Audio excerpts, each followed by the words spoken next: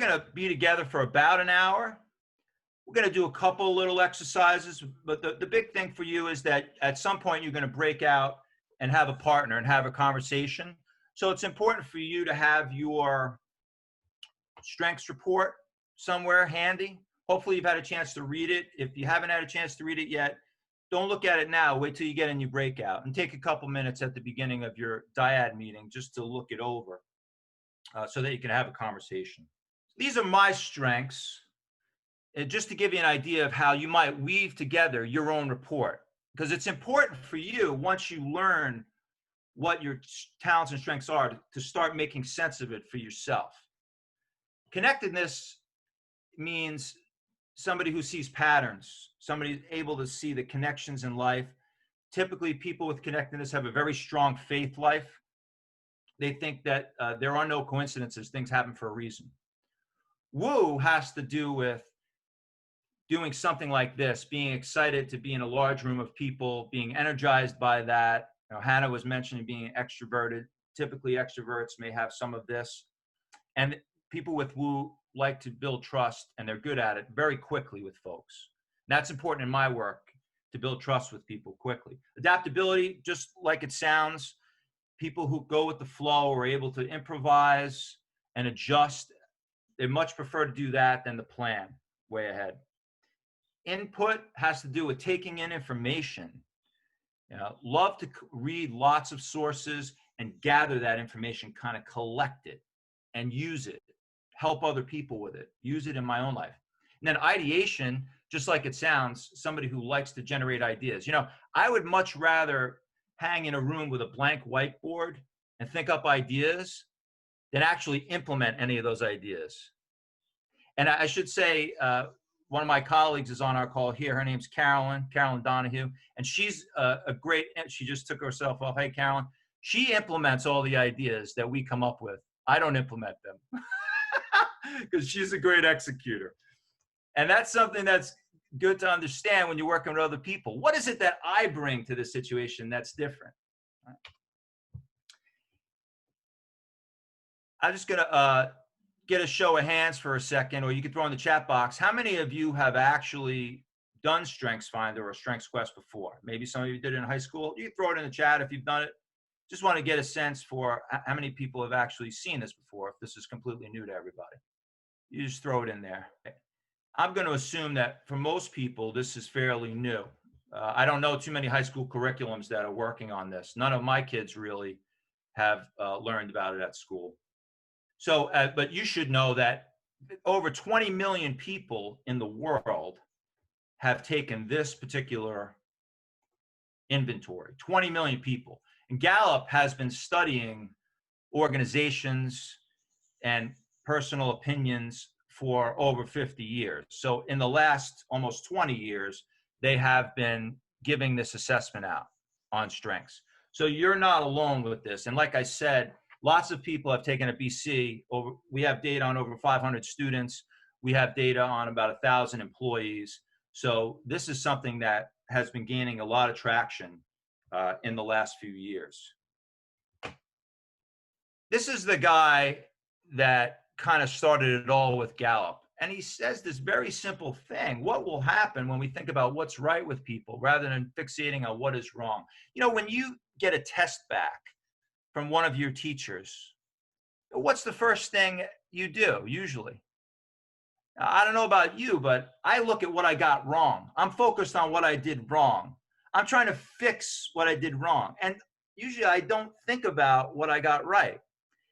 And this whole idea is about shifting the balance so that we spend a little more time thinking about what's right than what's wrong. It's not to say that we shouldn't fix our weaknesses. That's a very American idea. I think that's deep in our psyche as Americans, that, and other cultures too, that we want to fix what's wrong. There's something noble in that. All they're trying to say is don't spend all of your time fixated on what's wrong. Catalog what's going well. And there's very good reasons for that, which we'll get into. Some of those are because your energy is better there, because you have further to grow with what you already do well than what you don't. You have a better chance for success and engagement if you work with something that's strong, where you feel strong. Right? So all we're suggesting is to change the mix a little bit. What do we mean by strength? Well, what Gallup talks about is themes. There's 34 different themes of strength.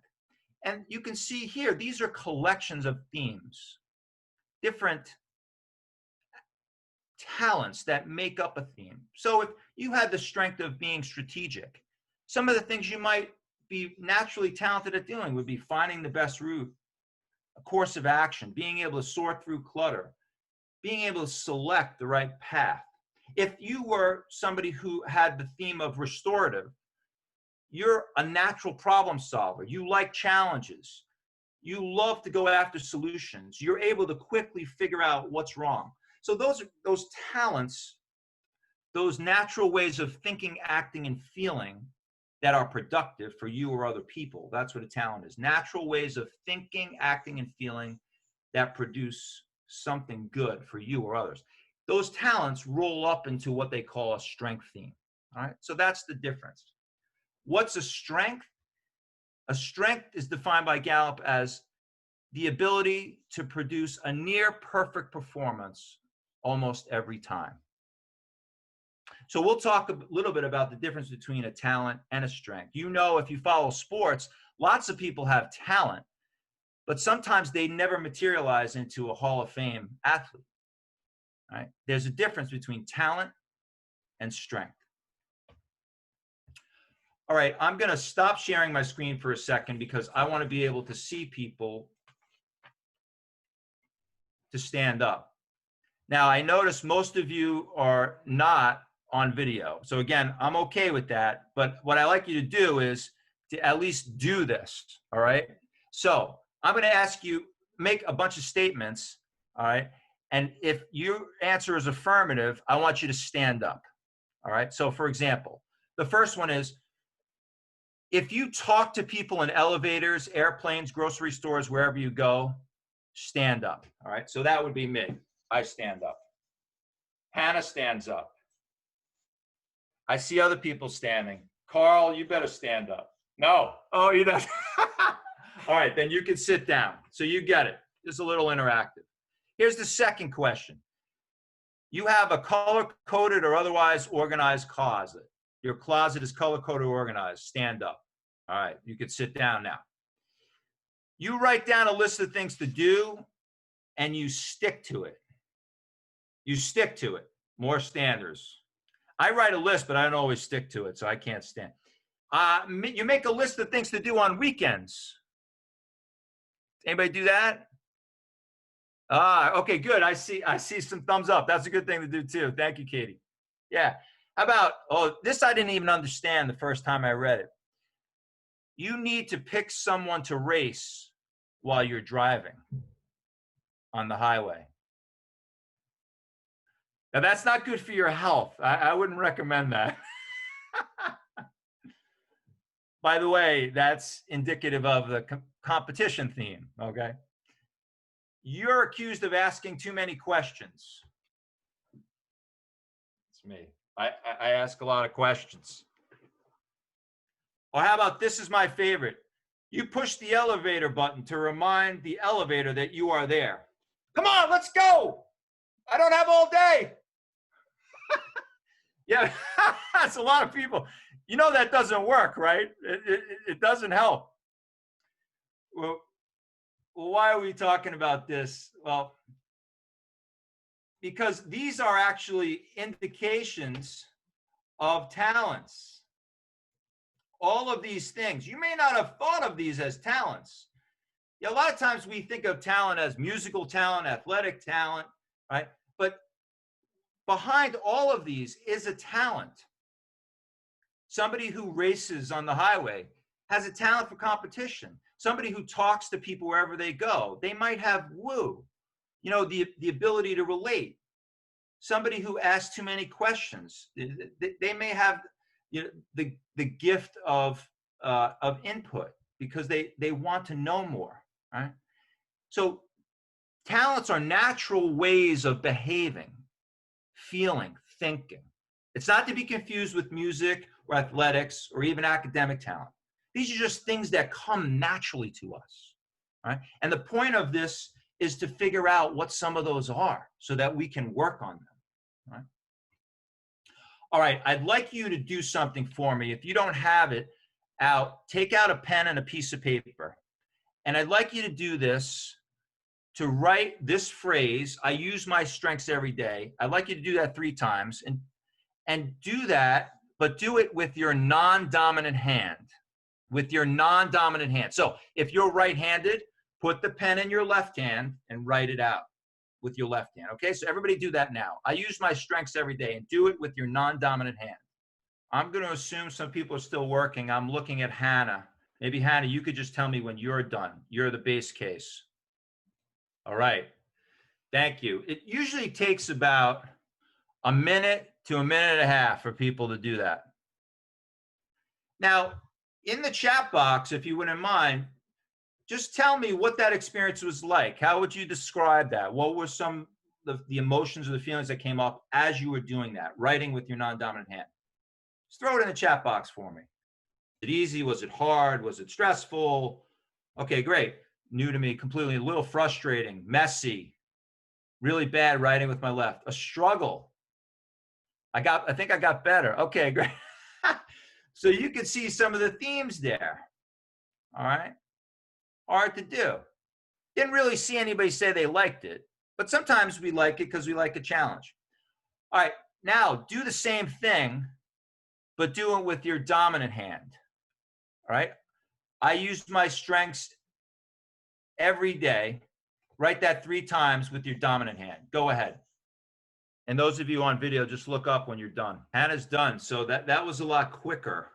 Same thing, folks. Put in the chat box what that was like. So adjectives to describe the experience of writing with your dominant hand. Still messy. I know what you're talking about. You know, if you have bad handwriting, you know what you tell people? You say, my mind works so quickly, my hand can't keep up with it. It's really the indication of very smart people. I have very difficult handwriting to understand. You know, my wife says you're a frustrated doctor. That's what it is. All right, satisfying, amazing, easy. Yeah. So let's think about this for a second. If you didn't have to write with your non-dominant hand, why would you do that? You know, that's what a lot of us end up doing, is in an effort to sort of improve ourselves or show somebody that we can do something, we might work outside of the strength zone. What we noticed here is that writing with our dominant hand, of course, is easy, comfortable, don't have to think about it. But and nobody said this, but sort of, I think, or maybe somebody said, when you write with your non-dominant hand, you have to really concentrate. You have to really think about it. And it certainly took a longer time. And some people said, oh, it's messy. Now, I don't know about you, but usually when I take more time to do something, it's cleaner, it's better. It's interesting when you write with your non-dominant hand, it takes longer and the quality is not as good, right? And that's good to remember that example when you're thinking about using strengths or not using your strengths. Again, I'm not trying to say that you should never work outside of your strength zone. Hey, Steph said, I only work with my strengths, so I don't have to improve myself. No, that's not what I'm saying. I'm saying we need to understand that if we can use our strengths, we can do things more comfortably, we can do things faster, we can do things better than if we can't. Quick story, when I first got into human resources, my discipline, I was doing a lot of data entry.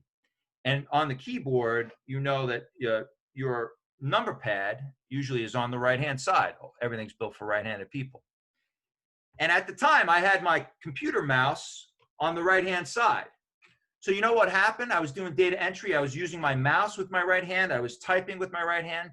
And after a few weeks, I was getting pains in my wrist. And I went to a doctor and he said, well, yeah, you're overusing your right hand.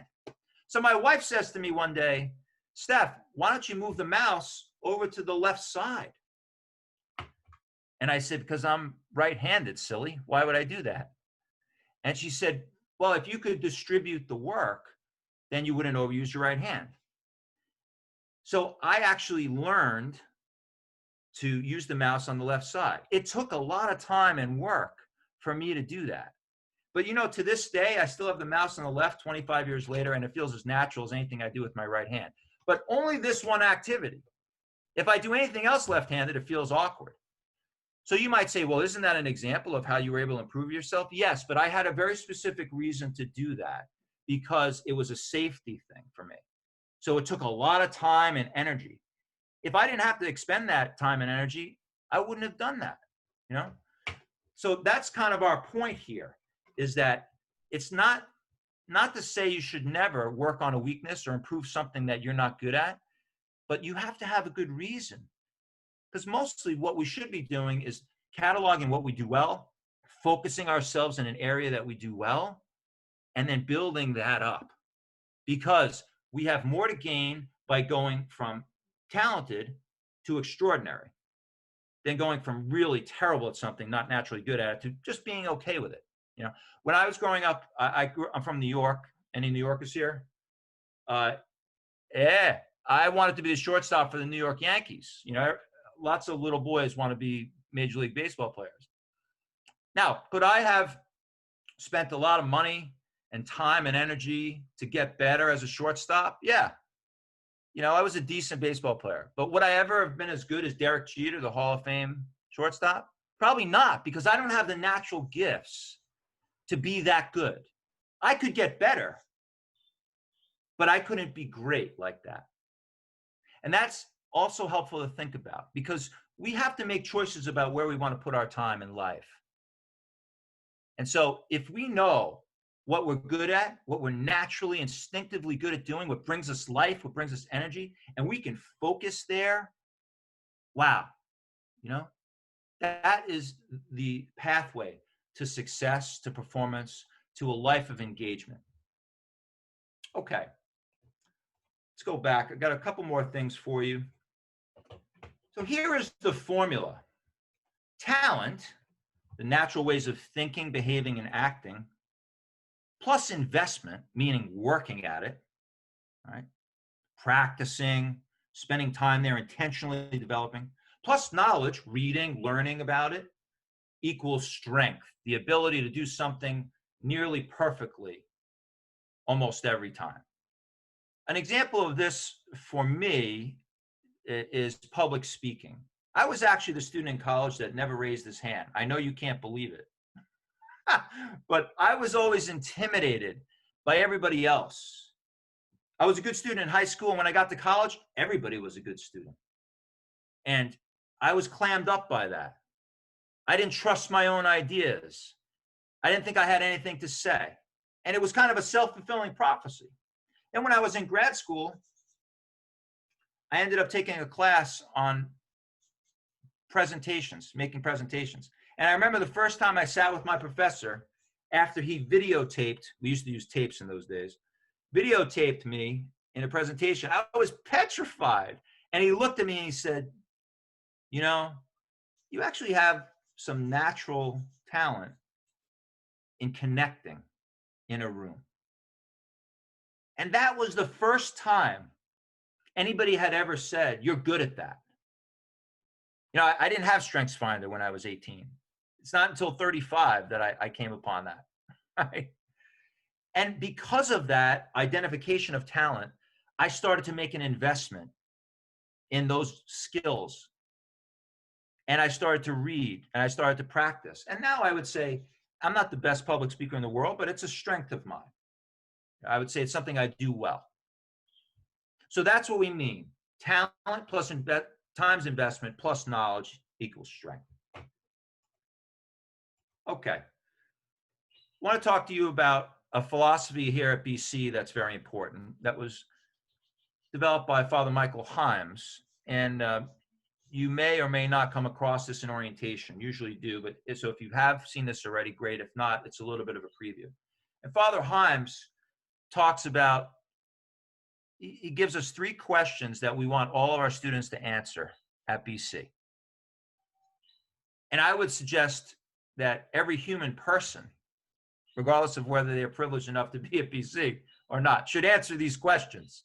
The first is, what brings me joy? What brings me joy? And when I say joy, I don't mean happiness, because happiness might be a lovely Italian dinner at your favorite restaurant. That's happiness. When I say joy, when he says joy, what he means is this sense of deep satisfaction, connection to something meaningful. All right. Much more than a nice dinner. It means something that really engages your mind and your heart. Do we know what brings us joy in life? Now, you're 18, 19, 20. You may have some inkling, but this is a process of discovery. I meet people in middle age who don't know what brings them joy. So what brings us joy? Do we know what that is? We need to find out. Secondly, what are we good at? What are we good at? That's what StrengthsFinder, Strengths Quest is trying to help us with. Point us in that direction. Do we know what we naturally are good at doing? And by the way, he says something very important, that other people need to tell us this, because we are chronically bad at identifying our own abilities. Some people might say Americans are chronic overestimators of their abilities. They think they're better at everything than they really are. So we need other people to tell us. We need people who know us well to tell us that. Our parents, our friends, our teachers, our significant others, to say, hey, you're really good at that. And by the way, there is an intersection of these, joy and talent. You might be saying to yourself, there's some things that bring me joy that I'm not good at. That can happen. And then there are some things I'm really good at doing that don't bring me joy. Like house cleaning, hopefully, or doing laundry. I don't dream about doing laundry, but I'm really good at doing it. And I do it because I like to have clean clothes. All right. But I want to submit to you that if you find the thing that you're good at doing, I'm going to bet there's some joy attached to that, because it makes sense intuitively. And when there's joy there, where there's a deep sense of purpose, what do? You spend more time with it. You want to practice it. You stay with it. And then that develops the talent. And they sort of feed off one another. It brings you joy because you're good at it. You're good at it because it brings you joy. See?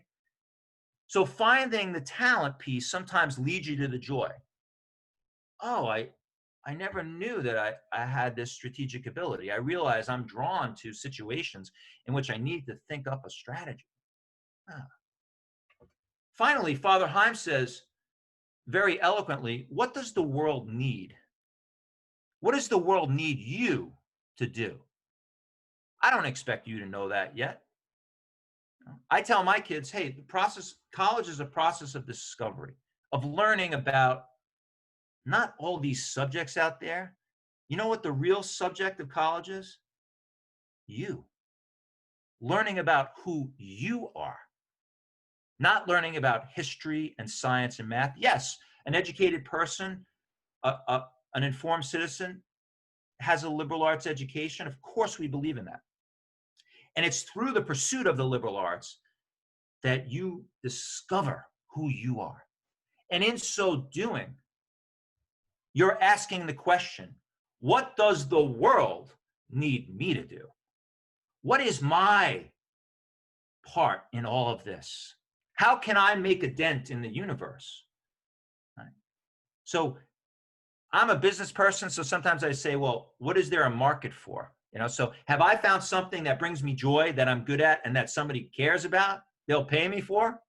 Because if I have joy and talent, but nobody cares about it, well, it might be fun for me, but does it help? And as BC students, or you're learning that we care more about you than just you getting a job. It's about what you are going to do in the world. Right? Joy, talent, and need. If you can find the intersection of that, you got a great life ahead. So StrengthsFinder helps us to find that talent.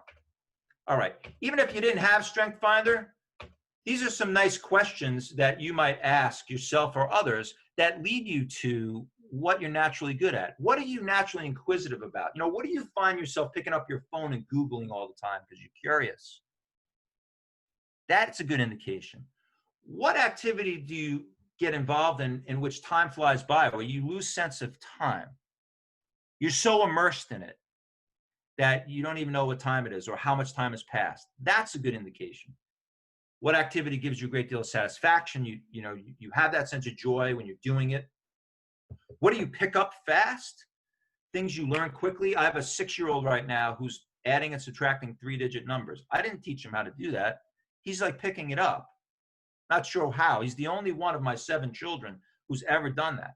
I don't know where that comes from, but that's something he picks up quickly. You know? And then what can you do to near perfection? You know, what if somebody told you, wow, you did that, you nailed that. I don't know how you do that. And you know what's another indication when people say that to you and you're like, what? I don't know what I did. You don't even realize that that was something very special. You might even think like, well, everybody can do that. And somebody said to you, no, you know, not everybody can do that.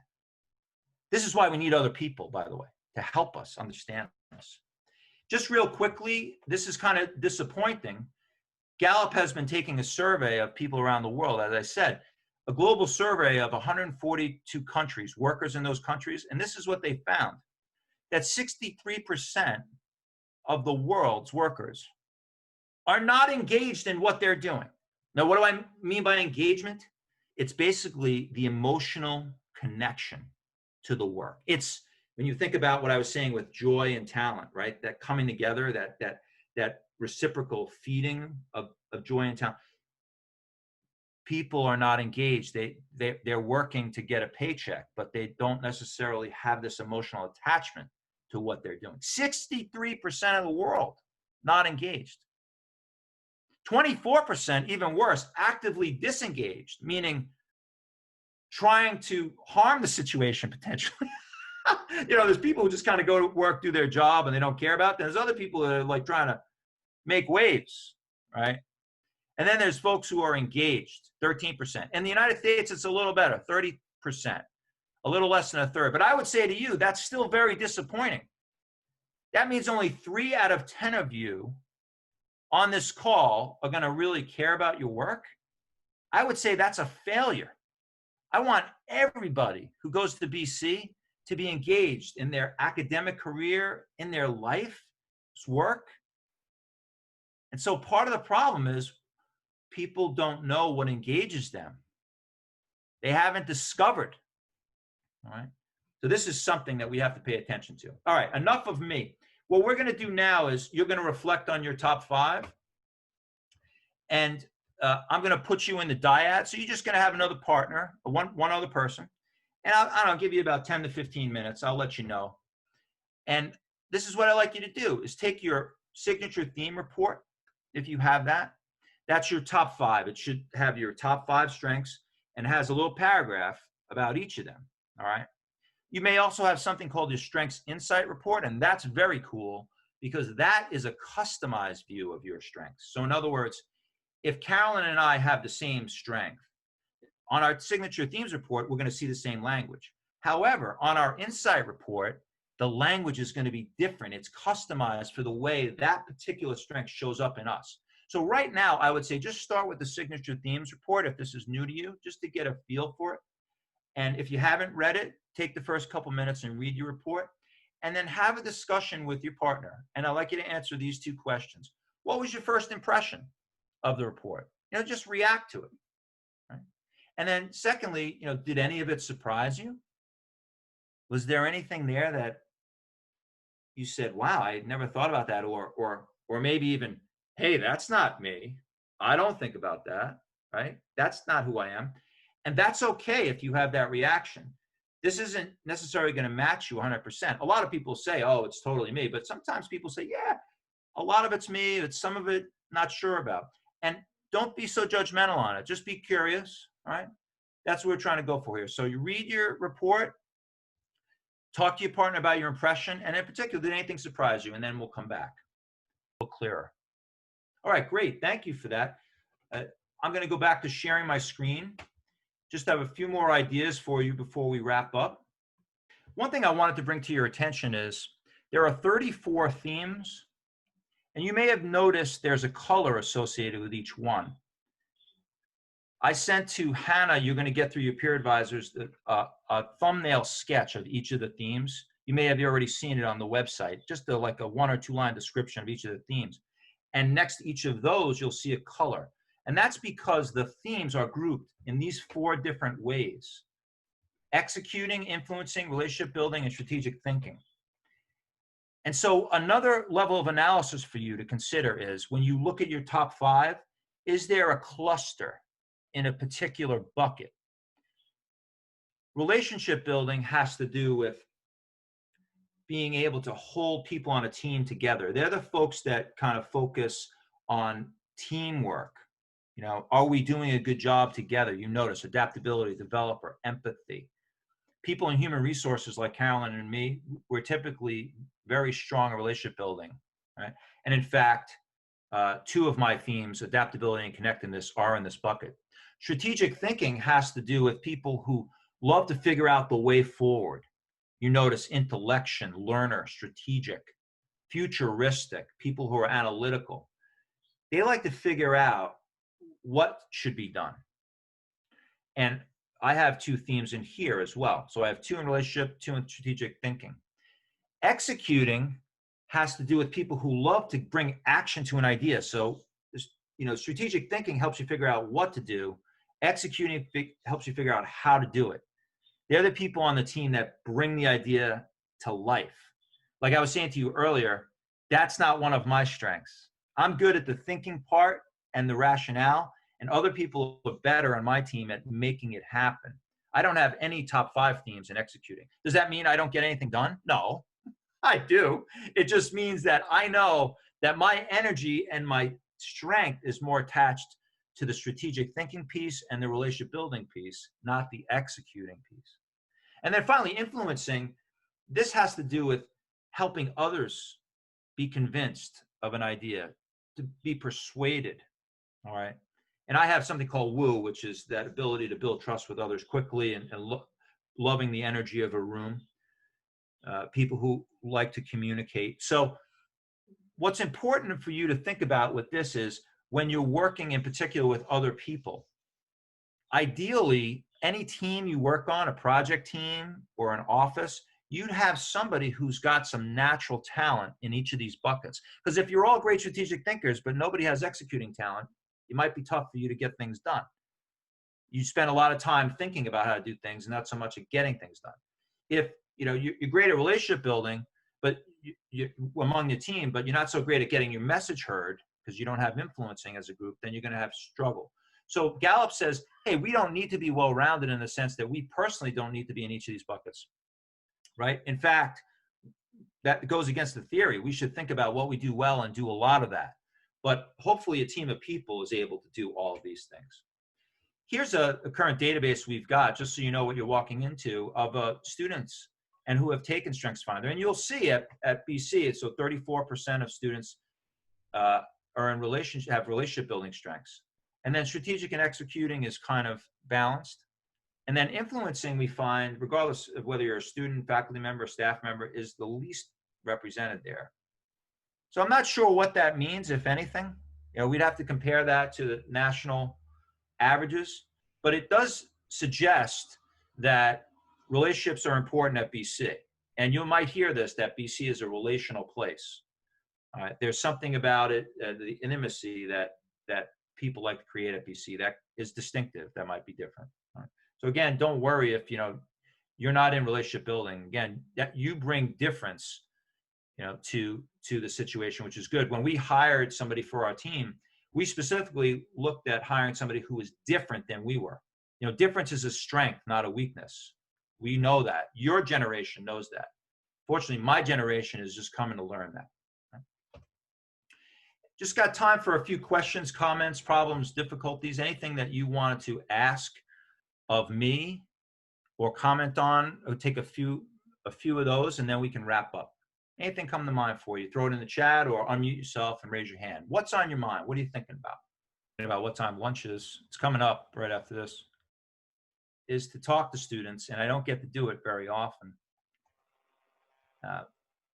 A few things for you to think about as we close, to go deeper on. Firstly, what does this strength mean to me individually? This might be the first time that you're recognizing something that you're strong at doing, a talent. What does it mean to me? Is it important to me? Is it not important to me? Sometimes we're very good at things that don't mean much to us. I'd like you to focus on this question of meaning. Where do you see this strength at work, in your life, individually or as a group? Are there situations in which it's more readily apparent that this strength is working in your life, that you're using it? Are there ways this strength could be a barrier if overutilized? So you may have heard this before, that a strength overused could become a weakness. There's this concept of diminishing returns in economics, and I think it applies to the human person too. If we go to the well too many times with a strength, it could actually detract from us. Does it become a barrier for you in some way? So these are good reflection questions for you. You're going to get a document that's called Name, Claim, Aim. And so I'd like to encourage you to follow up on this material by using this document. First thing is, like I said, speak with other people in your life about their observations, get their feedback on you, have them look at your report and say, yeah, I see that, or no, that baffles me. I never thought about that before. That's going to be one of the most important things you do. Through the website, you can send it electronically to other people. Think about sending it to a parent or a mentor, a friend, right? An ex-teacher that you're close with in high school. And just ask them, would you mind reading this? And then could we have a conversation about it? Or just send me your thoughts. It's going to be incredibly helpful for you as you continue to reflect on who you are and what your strengths are. Study your reports. Look at that insight report in particular. Right? If you're a journaler, do a little writing on it, right? But at least be thinking about it. Be an observer in your own life. Think about, as you go through your day, as you're coming into BC, how am I using these things? We have a practice at BC called, the Jesuits do, called the Examen, E-X-A-M-E-N. And it's a form of prayer, in a sense, developed by St. Ignatius, the founder of the Jesuits. But lots of people use it. You don't have to be Catholic to use it. It's a spiritual practice. It's really a way of thinking about, if you believe in God, how God is moving in your life, or the Spirit, what's happening in your life. If you do something like that, some kind of reflective practice, it's good to think about, how am I using my strengths? How are my strengths being utilized in my life? So be a student of yourself. Remember, you are the subject that you're studying in college. It's not the history class, it's you. This document's going to ask you to aim your strengths by making a couple of commitments to develop one of your themes. So I would say take one of your themes, your top 5, and think about 2 things that you could do to intentionally aim that. So what do I mean by that? For example, if it says you have the strength of woo in influencing, you might say, all right, so one thing I'm going to do is I'm going to go out and I'm going to meet everybody on my hall. I'm going to intentionally go out and try to introduce myself to lots of people, right? You may say, well, I do that anyway. Okay, but you're going to be intentionally doing that. And then when I get into a room, I'm going to scan the room and I'm going to go meet somebody that I've never met before. When I get in the classroom, right? Something like that. So it's a way of just saying, hey, I have this talent. I want to develop it. What actions can I take to work on it? And that's also something you can ask your readers for. Hey, what would you do with this to develop it more? Your insight report, the Gallup materials will give you some ideas too about how to develop your strengths, right?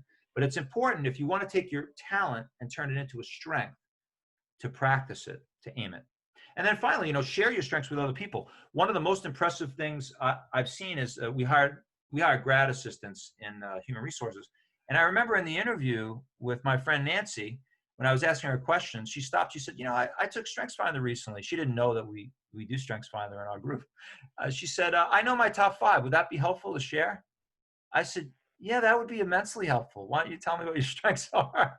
So like, that's something that could be on the tip of your tongue that you tell your friends. This is not a way of boasting. Again, this is not saying, hey, this is how great I am. Everybody has natural talent at something. So by letting other people know what you're good at, right, especially in a work context, you're working on a project together, that can help you be engaged and to have a more successful outcome. Hey, I know you're a good writer and I'm a good speaker, so you handle the writing part, I'll handle the speaking part, right? Letting other people know what you're good at. So, because this is really a movement that people are sharing what they're good at, not in a way to boast, but to let other people know what naturally brings them life, right? And where they can make a difference. As I said, I am happy to be with you.